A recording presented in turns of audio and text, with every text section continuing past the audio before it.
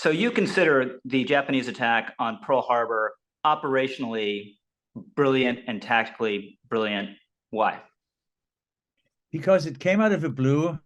It took the Americans totally by surprise. It was well orchestrated to take such a large amount of Japanese warships, put them quietly into a course around the North Pacific, to come out on a Sunday morning when the Americans were least prepared, and to hit what the Japanese at the time, remember, regarded as their major target, which was the American battleships, the American battle fleet. And almost all of those, if they were not completely destroyed, because they could recover many of them after they were sunk in shallow water, nonetheless, the battle fleet was eliminated. We can say afterwards what the Japanese attack did not take out and what a mistake that was, but the elimination of the American battle fleet in one strike within the space of about an hour and a half was, I think, operationally, tactically, quite brilliant. And we were expecting, this is not to give any credence to the conspiracy theories that we wanted them to attack Pearl Harbor, but we were squeezing with an oil embargo that was creating an urgency on the Japanese side. They could either be ground to a halt or strike out. So we were expecting some sort of move around this time frame, but we weren't expecting at Pearl Harbor. Why not? Just because the enormous distance was hard to imagine them actually getting across and being able to pull off such an attack? That's probably it. So the two sides of your remarks are both true, that we were expecting them now to strike in some ways against British, Dutch, and American possessions in the Far East, and to try to make a bold effort to go south and to take oil fields, in which case they'd probably have to knock out Hong Kong and knock out American installations in the Philippines. The idea that they would be so bold as to strike about 3,000 miles further to the east in Pearl Harbor just did not occur. Why did that not occur? Here's a nice issue, not just for not the conspiracy theory, but learning a bit from history. It had only been a year earlier that the British Mediterranean fleet, using its aircraft carrier, had launched a surprise nighttime attack upon the Italian fleet in Taranto and knocked out two Italian battleships, a heavy cruiser, sank another one. And the Japanese attaches in Europe were instructed to send as many reports as possible about how the British Mediterranean carrier fleet had done that surprise attack upon a fleet anchored in harbor. Was it the case that we just didn't imagine that what was happening in Europe could be transformed into a similar sort of attack in the far distant Pacific? So you say, and it's important to remember, Pearl Harbor was not a one-off on those 2 days, the 7th and the 8th. It was part of a massive Japanese offensive across hundreds and hundreds of miles. And you say these brilliant blows from Japan on December 7th and 8th of 1941 constitute one of the greatest acts in the history of modern international power politics, more important than the fall of France, perhaps as important even as Hitler's gigantic invasion of the USSR itself. Yes. So let's go through the argument I'm making here. When Britain and France went to war against Hitler's Germany in 1939, they were, roughly speaking, when you put together their GDPs or their potentials, they were, roughly speaking, about equal in shares of world GDP and just about what they could or could not do to each other.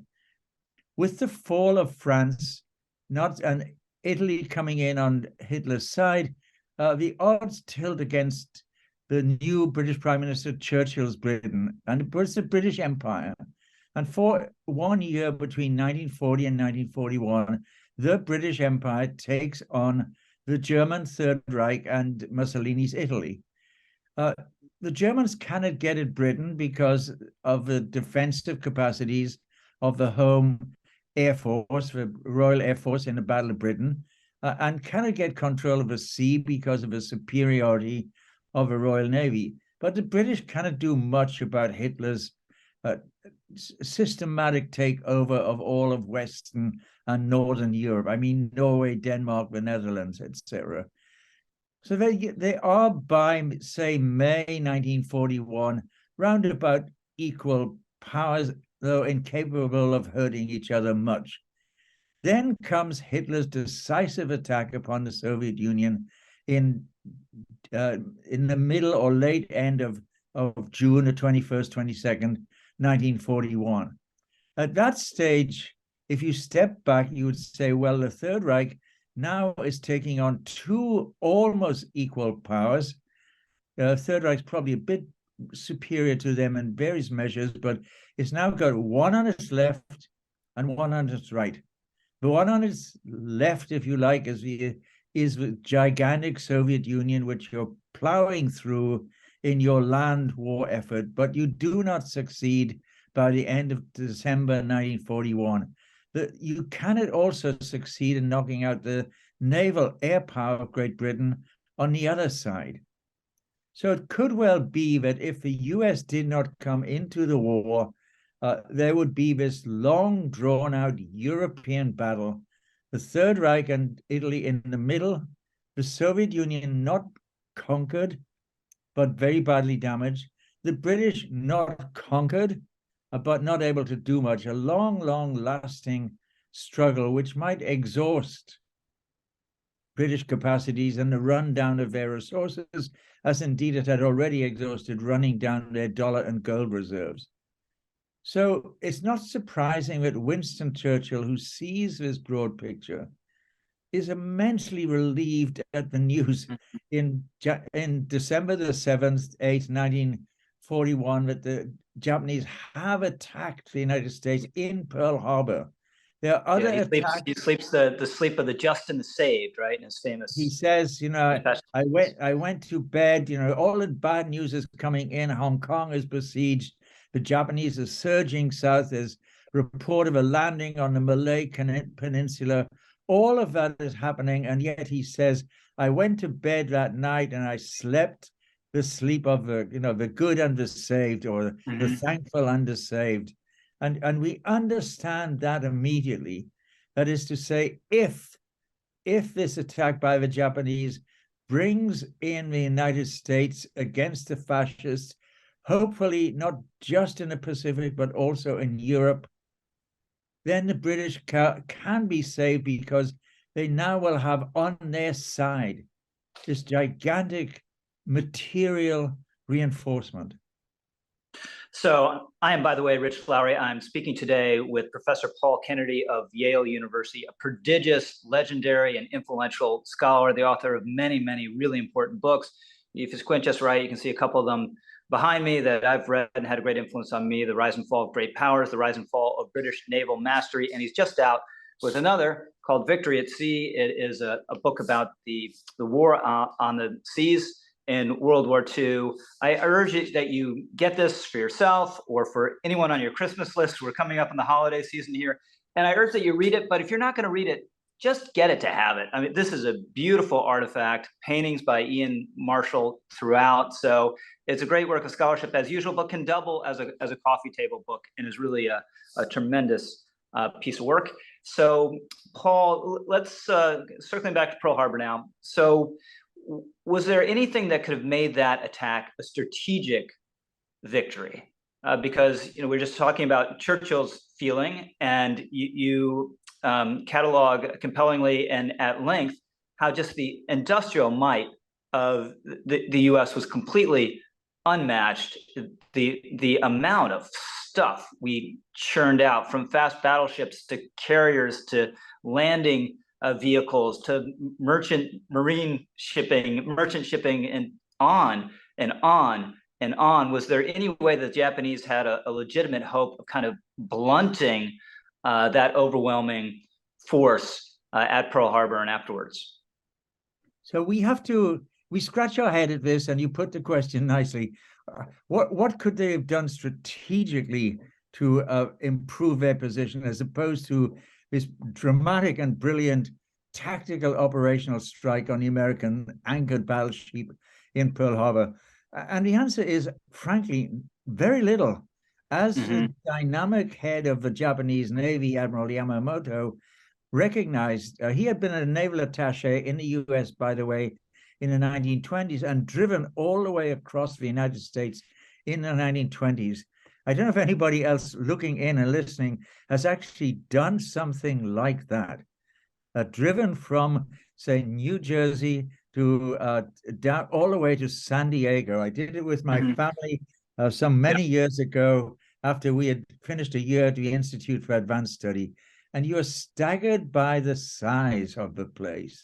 The fact that on this gigantic 3,000-mile wide continent, there could also be located at that time like 225 million productive people, many of them out of work but coming back into work, and a whole array of older and newer industrial plant, a massive electrical network, and a power network, so that if the United States further committed resources from votes by the Congress, it was bound to be producing, as you put it, the aircraft, the ships, the battleships, the merchant ships, the tanks, and everything else to bring down the other side. Japan had attacked a country with a GDP approximately 8 times as large as itself. The advice is don't do it. Yeah. So what would the alternative, if we kind of accept the premises of the Japanese imperial government, would there have been a way to pursue the aggrandizement they wanted without provoking the United States, or were they sort of correct, at least in the calculation, that if we keep doing what we want to do, the U.S. is going to be in one way or the other, so we should try to strike this staggering blow at the outset? Well, there's a whole lot of what if circle around. I think they did at the time in 1941, 42, and historians have nuzzled at this for, of course, 80 years. What if the Japanese had decided in November, December 1941, as the German tanks were on the outskirts of Moscow and the Soviet Union was reeling from Hitler's attack, the attack by your ideological partner, the attack by your, Axis partner. What if the Japanese military had gone northward and declared war on a staggering, really battered Soviet Union and began to attack it from its far eastern front, just as Hitler's attacking it from its western front? What if they had brought the Soviet Union to its knees first of all? So this is, the gigantic what if. I think people should play around with it on Christmas time, after dinner discussions and argumentations. What if they'd gone north instead of going south? And there was a debate, and some members of the Japanese military in 1941 saying, this is the enemy. We fought it across the Mongolian frontier. It's bruised us and battered us on the nose back in 1939, but it's now being attacked so much by our great buddy. Why not do it? And we have an answer. Yeah. The answer is, go ahead. We cannot do it without oil. We cannot launch this great attack on land with our tanks and everything else if we don't have oil. And this bastard Roosevelt, excuse my French, this Roosevelt guy with his British and British and Dutch conspirators of bringing us to a halt because they put a ban on oil imports to our country. So let's consider a theme that's kind of closely related to counterfactuals and what ifs, the idea of inevitability. So I love these battles. I love Midway. I want to believe, seeing the trail of the Japanese sub or whatever it was that led us to the Japanese carrier, and the fine gentleman who's, to my shame, I'm forgetting his name, who hit 2 carriers that day. That really mattered. That was decisive. That was crucial. That was dramatic. But there's a school of thought, you know what, we can lose Midway and just look at the carriers coming online. We're going to overwhelm the Japanese one way or the other. So how do you think about the balance between the extreme contingency of individual choices and accidents and battle, and just that sheer weight of the U.S. industrial might that we were discussing earlier? Well, again, this is a superb topic for discussing and hammering out and arguing about it. And of course, Navy history buffs and Second World War buffs have done this a lot. I can't quote now on this program a little article, but I refer to it in the book Victory at Sea, a little article which said, what if the United States had lost the carrier battle of Midway in early June 1942? What if we, instead of knocking out 4 large Japanese fleet carriers and turning the air-naval battle around, what if we had lost? Or what if we had crept away with 2 of their carriers damaged, but our carriers, one of them sunk and another one damaged? What if? And the materialist answer is, even if we had lost, and lost even decisively, that carrier battle at Midway, the United States shipbuilding industry was on the verge of producing such an enormous amount of new, larger, fast Essex-class carriers. Give us another year, please, till the beginning of June 1943, and our Essex-class carriers would be coming out to the Pacific 1 a month. And the Japanese did not have these reserve carrier building resources to match anywhere like that. So if we had a sort of, not a decisive victory at Midway, but each of us bruised by it and going away for that year, we would come back with massive forces, and Midway would not have seemed to have mattered all that much. I know it offends people who think Midway was the greatest battle in all of naval history, but there's another way of thinking of it, which is the materialist way. Yeah, so just again, on the theme of materialism, GDP, US GDP increases during the course of the war. We're spending less of our GDP on material than the other great powers in the war, and we're still producing several times more than everyone else. It's not just that we're churning out more subs and carriers. They're more comfortable. There are more rooms in the subs. There are ice machines on the carriers. On and on. This is something I was really struck by that you mentioned. The caloric, the intake of calories, in the U.S. diet increased during the war when everyone else is suffering. So this gets into another inevitability question. So we emerged from the war as a superpower. Was that inevitable, or did we need the war to catalyze us into it? And could we have continued to make choices that would have prevented us from being a world power of the sort that we were by the end? Well, I'm so glad we're having this. You're putting a point on these aspects of the conversation, because I'm just coming to the end of a semester-long lecture class to my Yaleys, and the lecture class is called A Military History of the West Since the Renaissance. And it's not so much about the battles, of Lepanto, or the battles of the Dutch Republic against Spain, or even the Napoleonic battles. It's very much to do with this massive evolution due to technology and due to economic shift of the military history in a broader sense of the world since around about 1500. So one of the conundrums I have, and I put to my class through statistical tables, is to say, consider the following. Consider the following. Just at the time of the outbreak of the First World War, if we do these measurement of national shares of national power and productivity, if we do what later we're going to call percentages of world GDP, the United States is already way ahead of any European power, including Imperial Germany or the British Empire, by a factor of 2 or 3. When it comes into the war, it surges even more after 1917. It's really, really huge compared with everybody else by the end of the First World War. And then it goes home and refuses to play ball. It goes home and walks off the scene. So this is the conundrum for the policymakers from Churchill to Hitler to Yamamoto in 1940 to 41.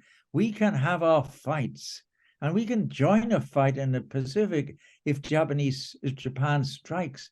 But what do we do about the fact that we all uneasily or hopefully know that there's power over there, across the Atlantic one way, across the Pacific on the other way, has a productive capacity bigger by far than all of us?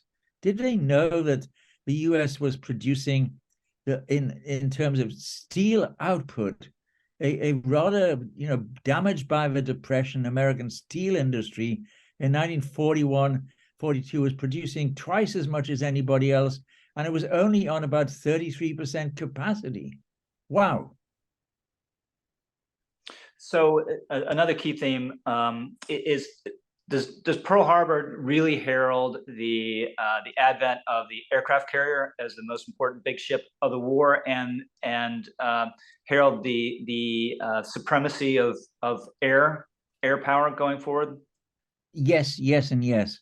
Why do I say that? It's not just that this was a dramatic, staggering. I don't know if anybody's seen like the movie Tora, Tora, Tora, or other movies about the Pearl Harbor. I like Pearl Harbor. I like Tora, Tora, Tora because it takes it as equally from the Japanese side and gets you into the vision of the Japanese pilots and what they were hoping to do. So decisively, an attack from the air upon a very large enemy battle fleet.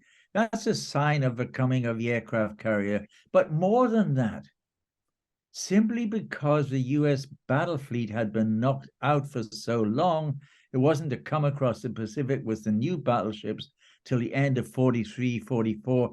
That meant that the next stages of a war in the Pacific had to be this game of the rival aircraft carrier fleets. Nimitz's small number of carriers operating out of Pearl Harbor or out of Australia, the Japanese larger number of aircraft carriers, but across a gigantic geographical spread. So you had to move to very long-range carrier strikes, one against the other. And there was nothing like that in Europe, because neither Hitler nor Mussolini had aircraft carriers, only the British had. And so there's nothing like it in the world, that you have this new long-range carrier force against carrier force evolving as a different type of naval air power. And I emphasize naval air power.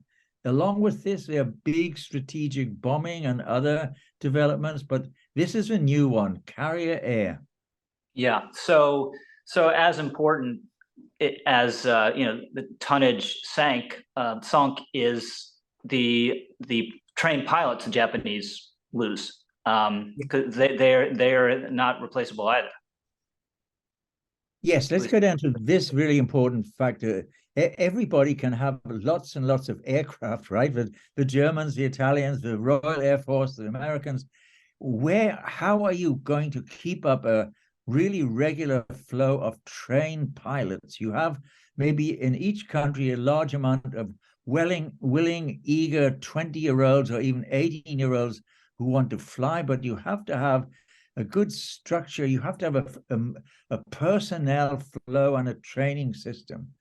The United States, following a British example and a Canadian example, invests heavily in the development of air pilot training, so that you're going to produce these large schools of training areas in Canada, across the United States, in parts of Britain and Australia, to continue the flow of pilots, even though you are losing pilots in your battles in the air across the Pacific and across the, say, Mediterranean in large numbers. The US can have this flow of new fighter, bomber, and torpedo pilots trained in a hurry, but trained. The Japanese, when they lose so many of their wonderful, trained, accomplished pilots in these battles of 42 to 43, don't have a supply of new pilots to keep up. So big geostrategic question, not just in terms of World War II, but in terms of the sweep of I like world this. history. Yeah. Yeah. What's more important, the sea or the land? Or is that an unanswerable question? Here was the great. You're not going to put me on the spot on this because I need a suppose, yes or no hey, hey, answer. wait a minute. Right now, I'm devising the questions for my end of term paper to this bunch of Yale students. I might even ask that one. What was more important, the sea or the land? So, if you were fighting Adolf Hitler's gigantic Third Reich, then the sea protecting your sea lanes across the Atlantic, protecting the Atlantic convoy so you could bring the flow of materiel. And remember, you're bringing across 2 million GIs to be located in the British Isles. Of course, the sea is important, but that's only in a negative sense. And air power is important because you want control of the air if you're going to have battles at sea or battles on land. But as an opposed to that, and here Marshall and Roosevelt himself knew you had, if you're going to bring down the Third Reich, one of these years, if it wasn't 42 and it wasn't 43 because we hadn't won the Battle of the Atlantic, it had to be in 44 that we must place a ginormous army on the western shores of Europe to complement the enormous Russian army on the eastern side. Right. So if we just look at British history, obviously mastery of the seas was enormous, important constituent part of British power.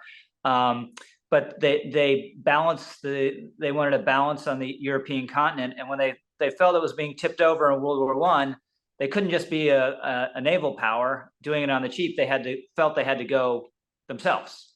And you're saying, World War II, the same thing. We just couldn't protect our sea lanes. We had to go ourselves. Yes. So this was this was very worrying and, in fact, almost offensive to the British navalist school of thought that you could actually take on a giant continental power without getting on the continent itself. Mm-hmm. If you had a blue water strategy, if you had control of the sea, you would stay there until, your blockade brought down this gigantic enemy. As opposed to that, the continentalists, both Haig and the British generals, in their awful warfare of slaughter in the First World War, but more sophisticated forms of British land strategists in the Second World War, said, no, sooner or later we have to become a giant land power ourselves and go off the beaches and march towards Berlin, even though it was more costly. So let's bring it forward to today for today's strategic environment for a moment. So there's a possibility that we could be engaged in another big war in the Pacific with a different power, obviously, with China. We hope it doesn't happen, but it's plausible. What lessons are there that we can draw from the war in the Pacific in World War II that might helpfully inform U.S. policymakers and thinkers about a possible conflict with China? So when we try to switch lessons from World War II over to the present day, I'm sure many strategists would shake their head and say, it's not the same. We are not marching. We're not planning to march all the way to Berlin and get to Hitler and his cronies in the bunker and take them out to Nuremberg trials. We're not planning to do that. What we're planning to do is to defend our offshore allies all the way down the East Asian littoral and all the way down to Southeast Asia. That is to say, Japan, Korea, Taiwan, though risky as it is, and other possessions of ours from the Philippines down to like Singapore and Australia. How do we do that if we're facing a large hybrid power? And there's a thought for us to consider. What China seems to be doing, as I look at it, is to convert itself from being a large Asian land power, which it has been since, say, the Korean War, to being more than that. The development of a very significant submarine fleet, including ultra-quiet diesel submarines, the development of long-range sophisticated skimming missiles or drones now, the development of amphibious capacities as they train and train, the development coming along after all of these to complement them, the development of a significant surface warfare fleet. This is a new thing, if you think about it. The United States remains as it was in 1945, a gigantic productive power, a very large air force, air bases in the Pacific, and it's still in Europe with the capacity of resuscitating many of those air bases, a big navy which could protect the sea lanes again. That's not changed. The US has this trilateral, that is air, sea, and land capacities. What has changed is that China is becoming much more differently from, say, the Soviet Union was, just with a giant red army. China may be becoming a hybrid land power come air, sea power. And we have to scratch our heads about that, because we're not sure yet that we have sufficiently invested to contest the air-sea development of China. So your work has involved the rise and the fall of many powers. Everyone has their moment, eventually goes away or is diminished. So given the weight of your scholarship, are you optimistic or pessimistic about the United States geostrategic position at the moment, or is it just too soon to tell? Allow me to go with an anecdote first, and then to come back to your really important and difficult question. A few years ago, after ignoring, except for illegal translations, the rise and fall of the great powers, the Chinese have formally and through publications which send to my agent and send to me, royalties from it, the Chinese are now producing and selling and publishing and selling their translation of the rise and fall of the great powers. It is so interesting to me that over time, the flow of royalties from this Chinese version, and there's about 21 different languages of rise and fall of the great powers, the flow of royalties from the Chinese version is larger than the royalties coming in from somewhere else. So you have to ask yourself the question, who is buying it in China, or who is studying it? I can't really, go on from there, except I noted with interest, I'm guessing that the Chinese are desperately trying to do what we call the learning of the lessons of history. If there is this book called The Rise and Fall of the Great Powers, if power shifts over time because of an alteration in the economic and productive, shall we say, fundamental productive capacities and economic GDPs of countries, then we have to invest and continue to invest in our own economic growth.